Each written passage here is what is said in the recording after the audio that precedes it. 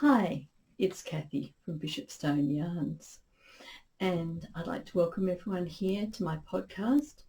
If you are a returning viewer, welcome. It's lovely to see you again, and I'm hoping that you've got a little bit of time to sit down and enjoy doing a little bit of crafting with me. If you're a new viewer, welcome. As I said, I'm Kathy, and this is the Bishopstone Yarns podcast. And this podcast is mainly about spinning. And every other week I do a podcast which is mainly talking about my other crafts of knitting and sewing and maybe a bit of cross stitch and things like that. But on the other week I do a little bit of spinning, and really happy for people to sit down, grab a cup of tea, grab a cup of coffee, water, and do a little bit of crafting with me. So no matter what kind of crafting that is. And I am coming to you from Tasmania, which is the little island to the south of Australia. And you find me here at the moment in a corner of my studio. So I'd like to just welcome everyone here. Thank you for joining me. If you like the video, give it a thumbs up. And if you haven't subscribed already, then subscribe. Leave me a message. I love to hear from people. I love to hear what everyone else is up to, what they're doing. And yeah, just a general kind of any sort of chit-chat is fine. So everyone's welcome here. And I hope that people can just have a little bit of time to sit down, take some time out of their busy schedule, and have a nice relaxing time. You can find me on Facebook as Bishopstone Yarns, and the best way to find me is, if you're already on Facebook, is to go, while you're already on your page, find me through Bishopstone Yarns. Don't Google me and then go to the Facebook page that says, that pops up as Bishopstone Yarns, because that's not me. But the one, if you get to me via Facebook, if you're already on Facebook, then that's me. You can find me on Instagram as well as Facebook. You can find me on Instagram as Bishopstone Yarns, and you can find me on Ravelry. For those people on Ravelry, you can find me as Bishopstone. I have also started a group on Ravelry called the Bishopstone Yarns Podcast. That's a group so that everyone can come along and have a bit of a chat, talk about anything either craft related, life related, or anything. Doesn't really matter. Anything, or you can have a bit of a place, for a safe space for everyone to come along, have a bit of a chat, and like I was saying, everyone's welcome. It doesn't necessarily have to be a chatting about crafting. And well, I guess that's a little lowdown about who I am. It is the 1st of May. And hopefully we'll get through here without me having to pause too much. Of course, it was really nice and quiet this morning. And then when I decided to start getting ready to start podcasting, there's been a little bit of noise outside. So hopefully there won't be too much noise or distraction, and we can just sit down, relax, and enjoy some quiet time, which is always really nice.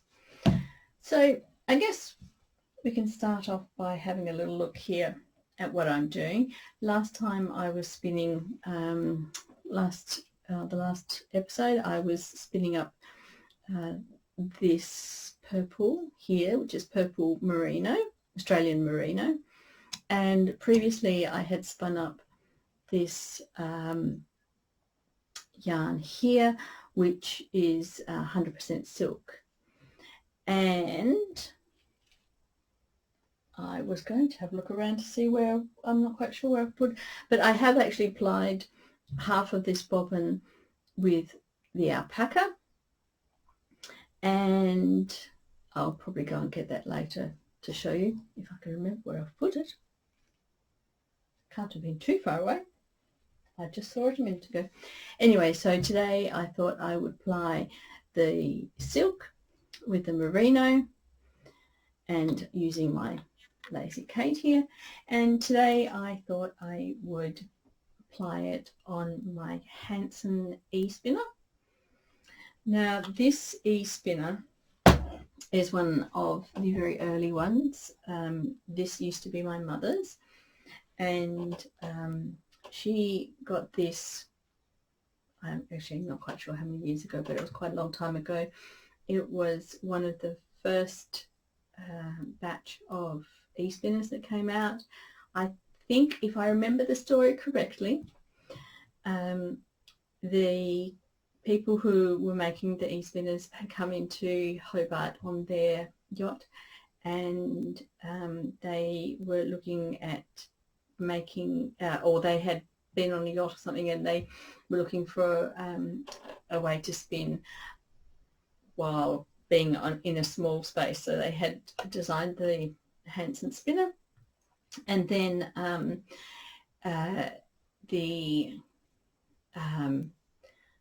so then my mum had met up with the people who designed this, and then had ordered one for herself. So I do know they all have a number on them somewhere. So this is, I think this one is 255.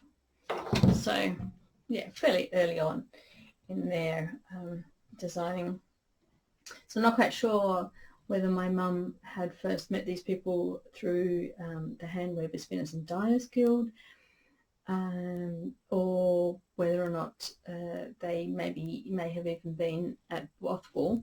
There used to be a thing called the Spin-In that used to go on every second year in Tasmania, where they'd have vendors and people spinning, and vendors from around Australia.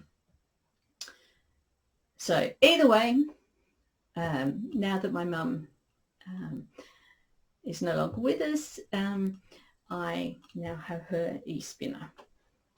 So I have got my yarns here, and so I just usually start off by tying my ends onto the leader, which is this blue bit here, and starting that way. I know some people just will spin it onto the end, but I just tie it on for convenience and ease. So I haven't used this for a while, so I'll have to check and see how the tension is going, and I think we need a little bit more tension. I find that if it's not, if the yarn isn't pulling in quick enough, or if it's pulling in too quickly, then I need to relook at the tension and make sure that it's either, it probably kind of means if it's not pulling in enough or quickly enough, then usually the tension is a little bit loose, and you just need to tighten it up a little bit. If it's pulling in too quickly, then, well, no, just think about that. But anyway, yes, you have to change the tension. So depending on whether or not it's pulling in at a good rate. It's a little bit different to when you use a traditional style non-electric spinning wheel, because you can control, of course, the intake as well by how fast you're pedaling and slowing down or speeding up as you go, whereas I'm still getting used to, in a lot of ways, how the e-spinner works, and just the difference in having the constant speed as opposed to Usually, like if something, if I was distracted or something was happening, then I could slow it down myself if I was just using a traditional spinner by using my feet. And whereas this one, I need to turn it off and then start again, like if I needed to do something or untangle, if the threads were becoming tangled or something like that. But yes, but I think it all looks like it's going quite well at the moment.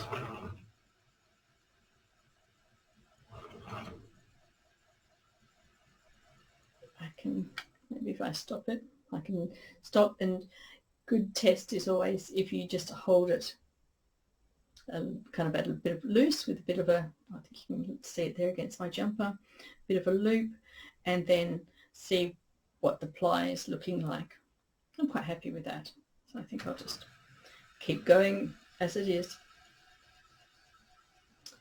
Well, let's have a think. Well, 2 weeks ago, which was Easter Monday, I didn't do an episode because it was Easter Monday, and I thought it was a little bit busy, and I thought everyone else was probably quite busy as well. So it's actually been a month since I've done a spinning podcast. I have to stop and think about what I've been doing since then. When I finished spinning the purple mohair, and I think last podcast I was talking about different types of yarns and things, different things that we have spun up, and also talking about my stash and talking about maybe doing an episode where I have a look at my stash. So I thought about doing that for today, but then I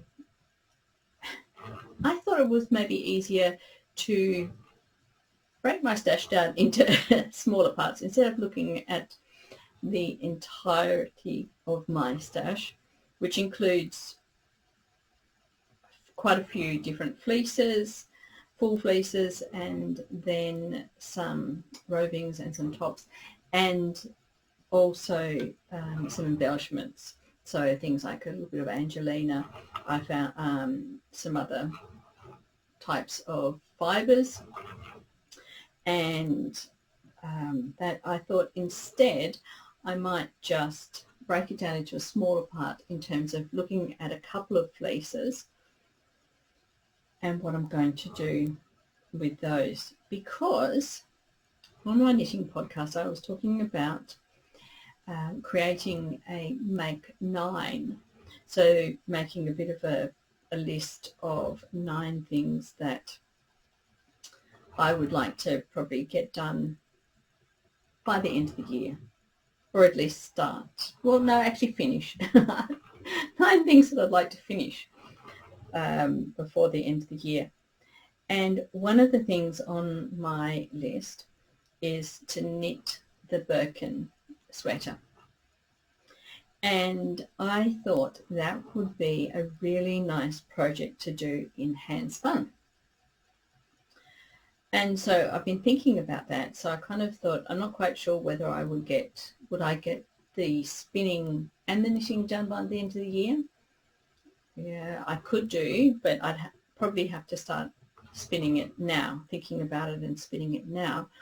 So that's what I thought I might try and do, actually. I thought my next spinning project, once I finish plying this off, and I could start looking at spinning up for the Birkin sweater. It has one main colour in the body, and then it has, I'm not quite sure how many colours, but in the yoke it has a number of different colours in the yoke as well. So I thought that'd probably be a good project to start doing. And because I've just got a new fleece, but it's not a fleece that I bought. It's I haven't been adding to my stash.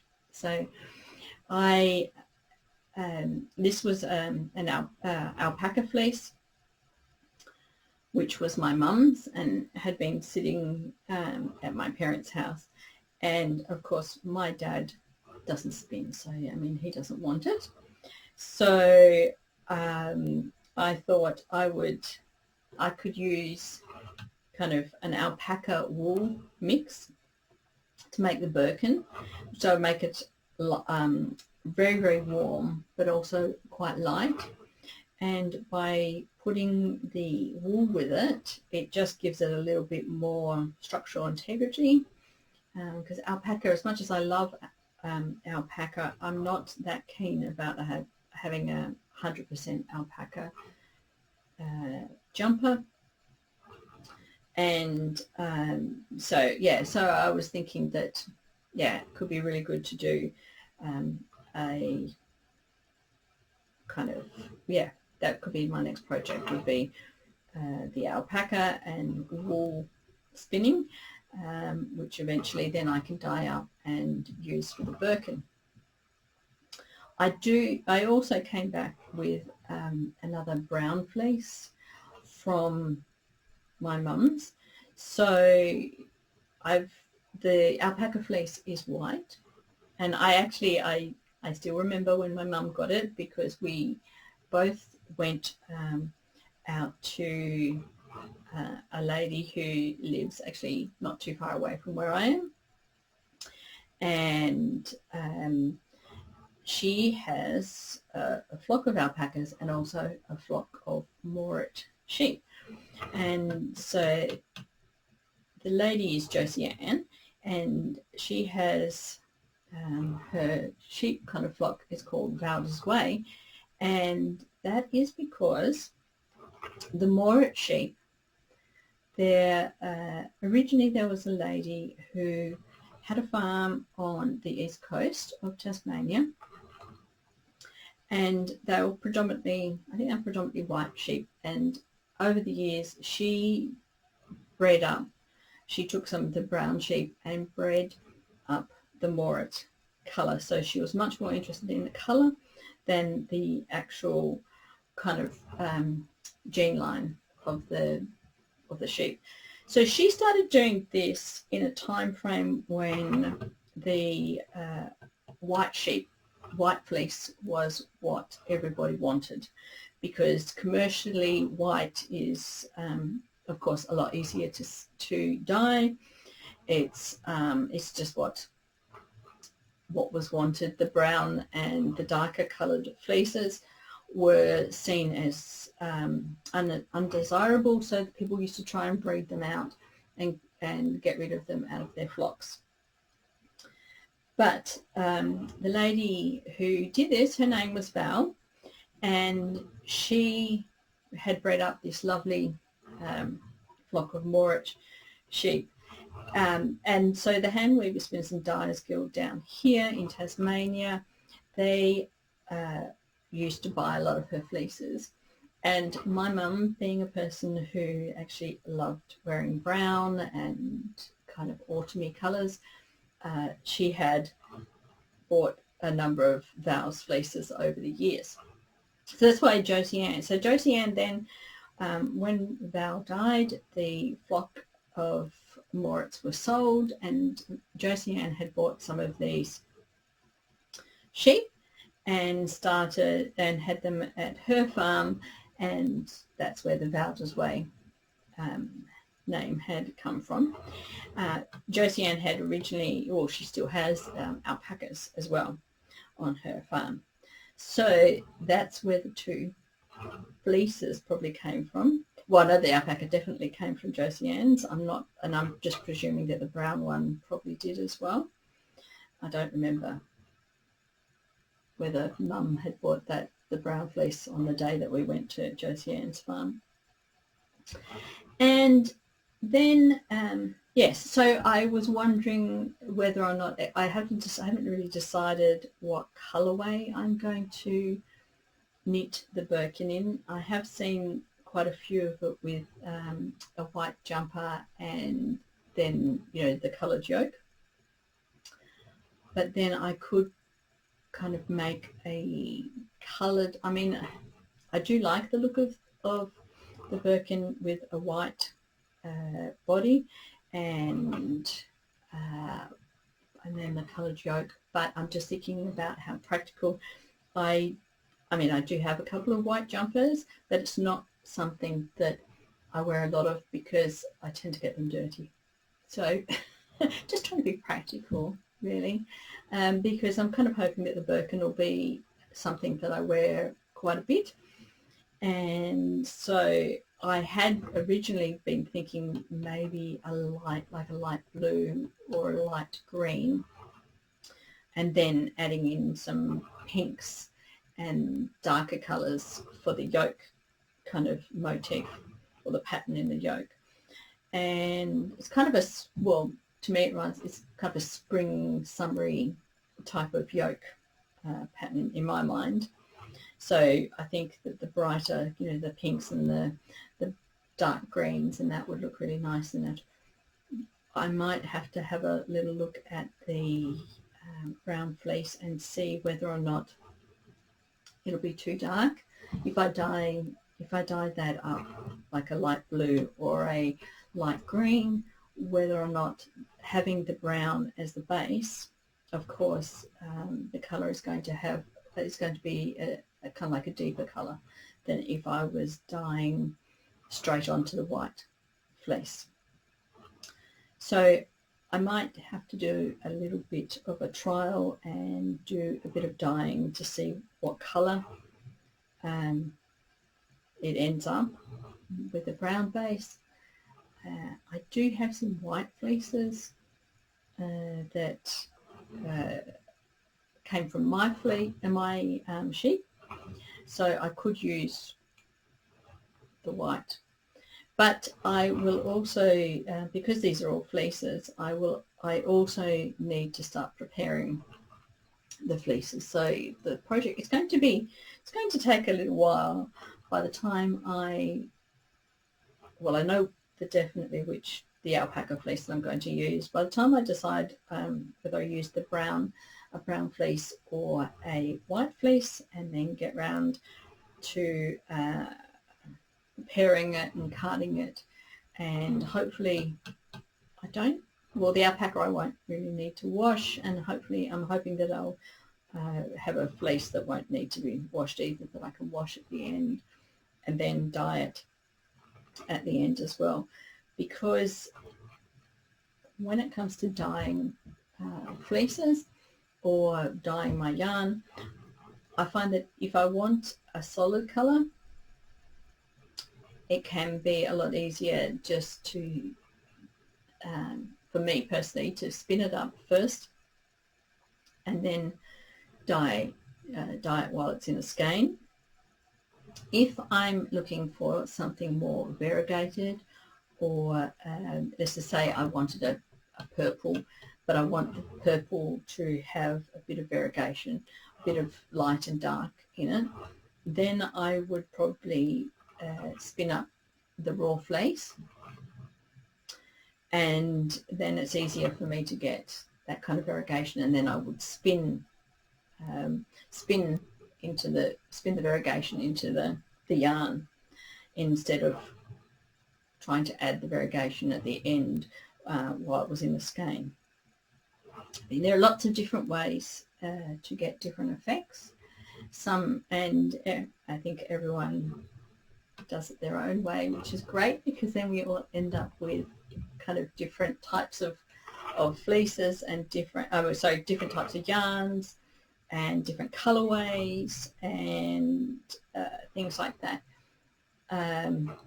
So yeah, it'd be interesting if there's anyone out there who does their own dyeing as well. I'd be really interested to hear how you go about doing your dyeing and how you approach it. Do you prefer to dye your fleece or your tops first and then spin them up, or do you prefer to spin them up into skeins and then dye them? Or does it just depend on what kind of effect you're going for? Do you kind of swap around and change depending on on what it is that your end product is going to be. So yeah, if you, I mean, there's anyone out there who does that, I'd love for you to leave me a comment. It'd be lovely to hear what it is that that you do, and I might even learn a new way of doing something, which is always exciting as well. But yes, so I think that will be my next spinning project, and I'll have to go back to the pattern and find out how much I will need, and also what weight the yarn is going to be. That will be the really interesting bit is trying to make sure that I will spin enough consistent yarn for the entire project. If it was a 5-ply, that would be fine, because that seems to be kind of round about my default weight yarn. But also I've got to remember as well, sometimes the alpaca can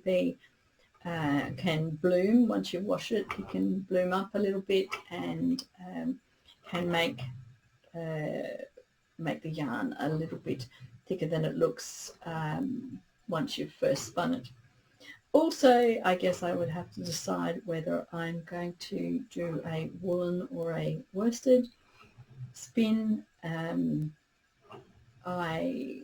So there's probably a few things to think about. Maybe I will talk about those next time, once I've actually kind of looked at it and worked out exactly what it is that I'm going to end up doing with the project.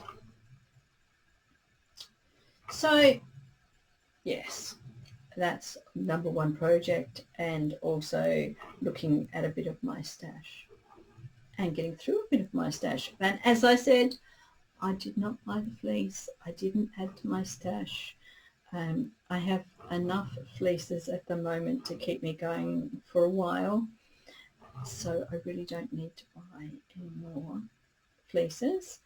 And I really would like to be able to use up what I've got. I'd really like to make use of what I have, because I don't need any more. It's not as if I am running out of yarn, or that I can't produce my own yarn, or that and in terms of colours and things like that, well, I can just dye it myself and dye the colours that I want.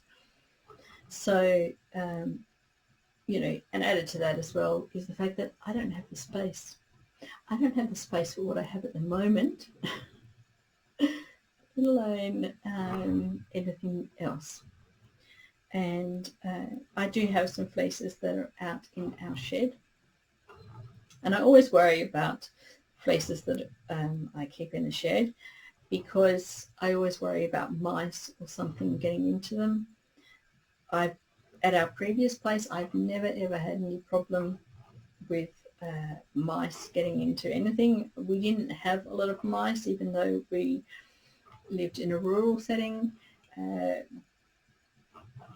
don't know. We never had problems with mice. We've never had mice in the house, and so with a new place, it's always, I don't know. I mean, I know that there have been a few mice outside. I've seen a few mice. We've caught a few mice outside here at this place. So haven't seen one inside yet, luckily. I don't know what I'd think if I saw a mouse inside. And then, so I'm kind of hoping that they will not get into my fleeces in the shed. I think I might actually even really need to think about restoring them in something a little bit more substantial. At the moment, they are just in plastic bags, big, huge plastic bags. So, yes, I might have to look at maybe putting them into some sort of plastic tubs with really secure lids. Even though I know nothing is really foolproof when it comes to mice. I guess if they really want to get into something, they will. But just something for me to think about. And another really good reason for me definitely not to buy any more fleeces. And I also have quite a bit of roving. Well, not a huge amount of roving, but I do have a bit of coloured roving and tops, so I don't need to get any more of that either. Yes, you heard me say it here. I don't need any more. Doesn't mean that I may not buy some more. I don't think I'd be buying any more fleeces, but you know, occasionally I might be tempted to buy some tops or some roving in a really lovely colourway. Yes. Actually, which reminds me, I was watching a podcast the other day, the Knits and Pieces podcast. It was their Tuesday, what do they call it there? Tuesday knit chat. Knit chat. Anyway, it's a live. Each Tuesday night they do a bit of a live knitting podcast. I don't see it live. I just catch up with it later. It's two ladies from America. So there's Noelle and, I've forgotten the other lady's name. Isn't that terrible? Anyway, and Noelle was talking about how much joy she gets from buying yarn and buying kind of fleece or kind of roving as well, and how the extent of her joy is that she gets so much joy when she buys, say, the tops or the rovings. Then she gets a lot of joy when she spins it up. And then she gets a lot of joy when she knits it into a top or a sweater. And then she enjoys wearing it. And she was just talking about, you know, how much that amount of money that she initially spends on buying the fibre or the yarn, and the amount of pleasure that she gets from spending that money, well, the amount of money, you know. And they were talking about it being a bit of knit therapy, because really, you know, I mean, what else could you spend your money on, that amount of money on, to get that amount of happiness and joy through therapy?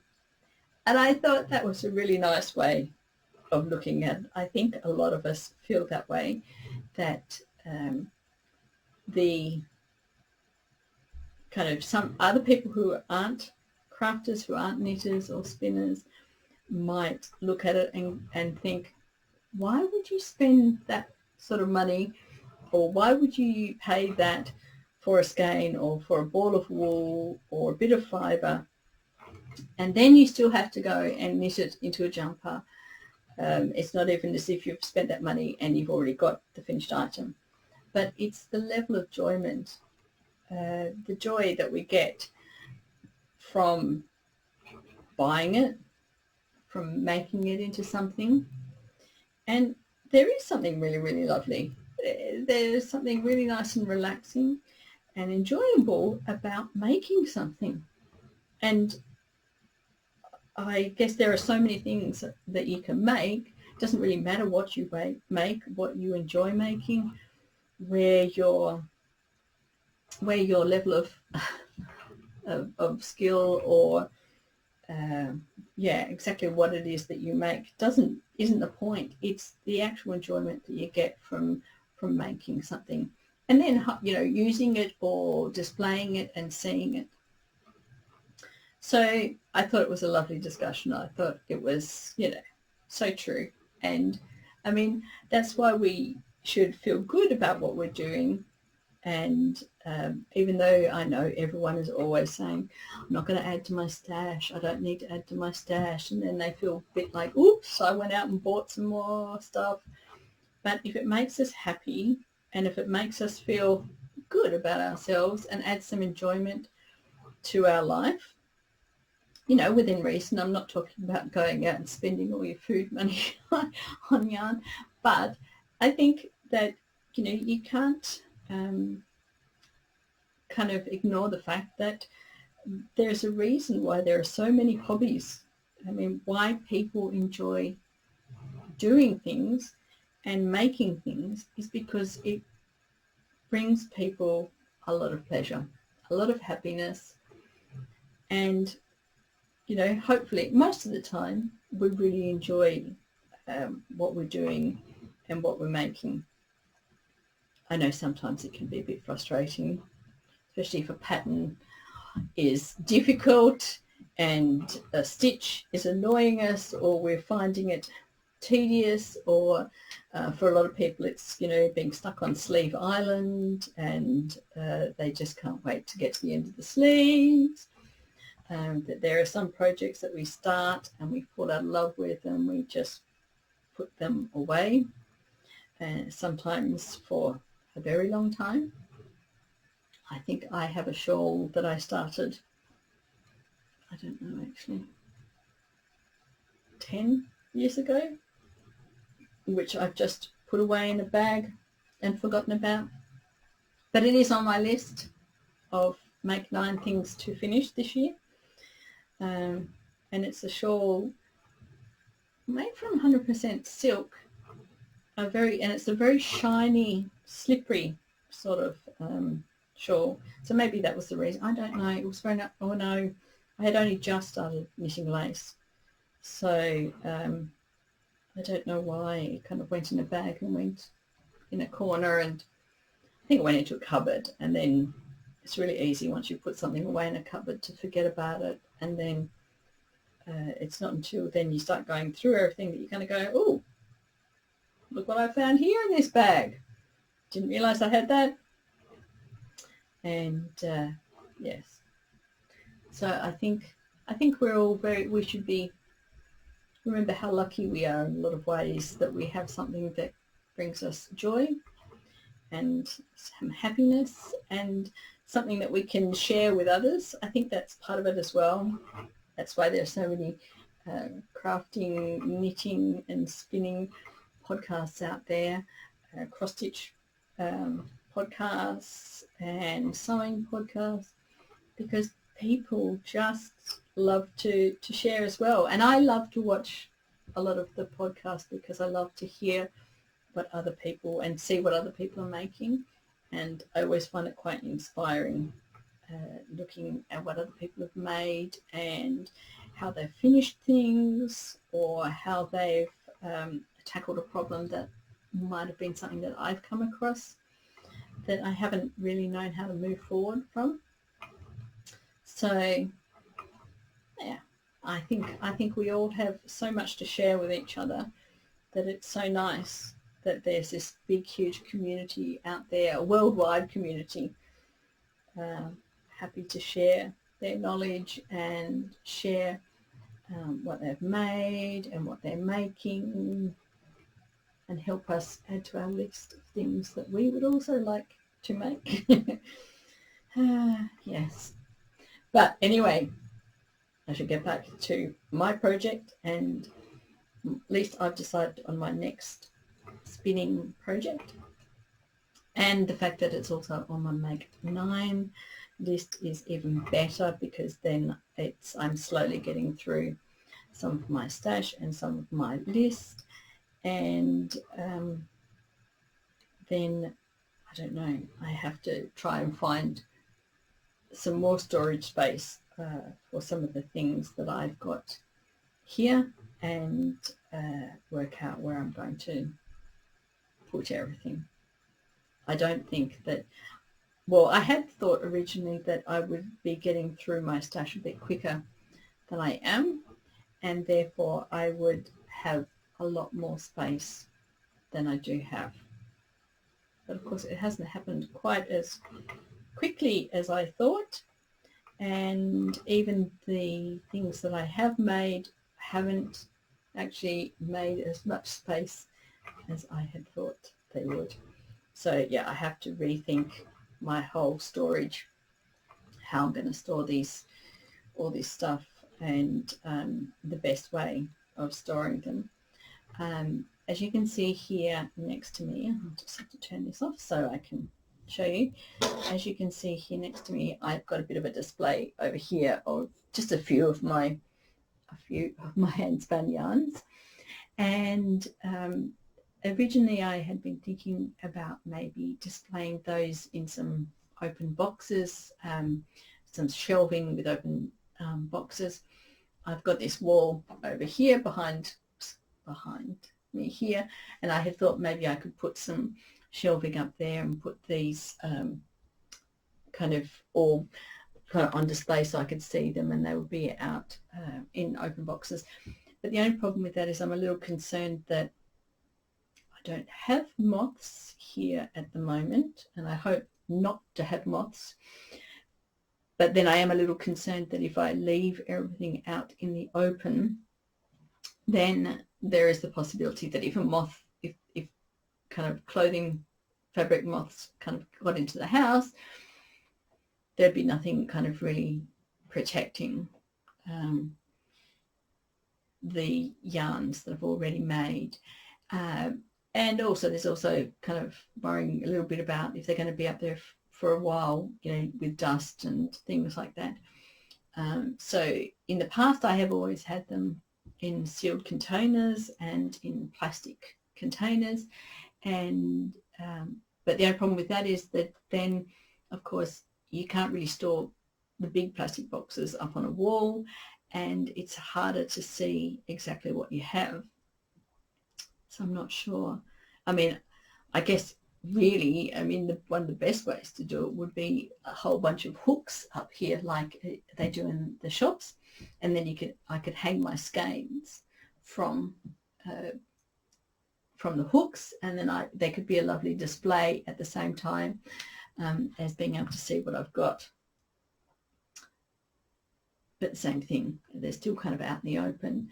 Having said that, I do have a lot of scented things in this room to try and keep anything, well, if there are any little moths or insects thinking about coming into this room, they will be repelled by the smell. And I know that it's the smell that seems to, I don't know if it confuses them or it turns them off, but kind of keeps a lot of those insects away. And plus, it just adds a really nice smell to the room.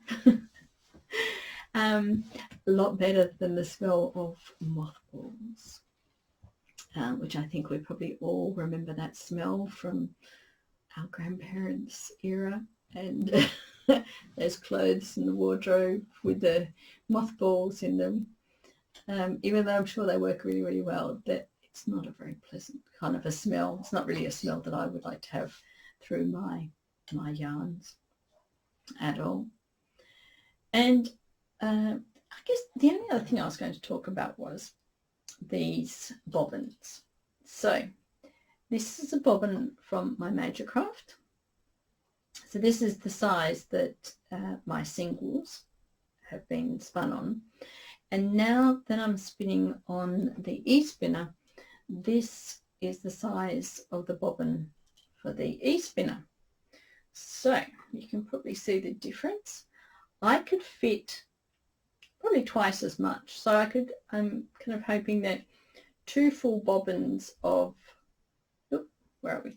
Of 2 full bobbins of these would fit onto one of the e-spinner bobbins. So then I would end up with closer to 200 grams skein, which would be really great if for something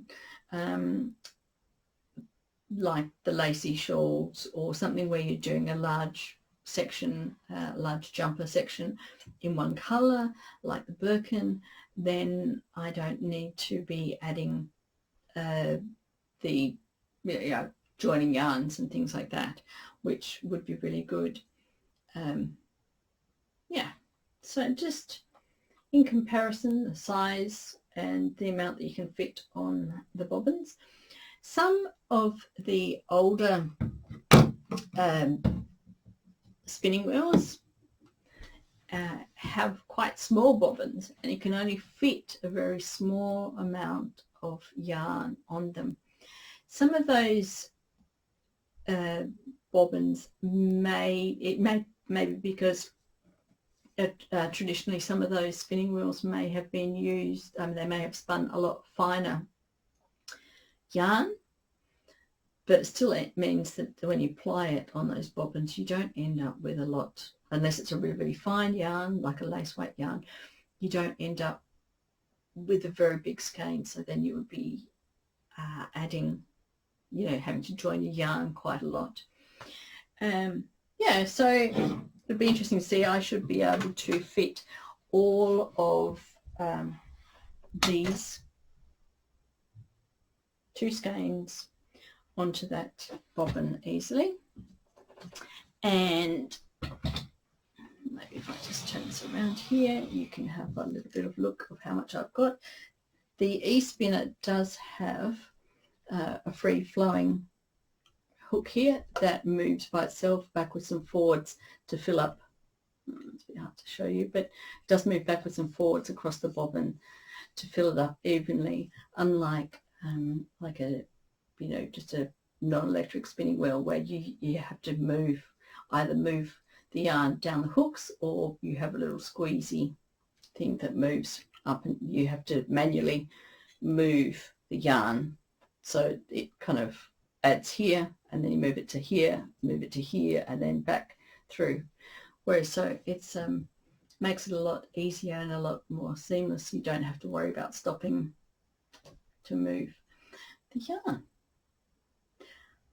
Well, I think I've talked enough now.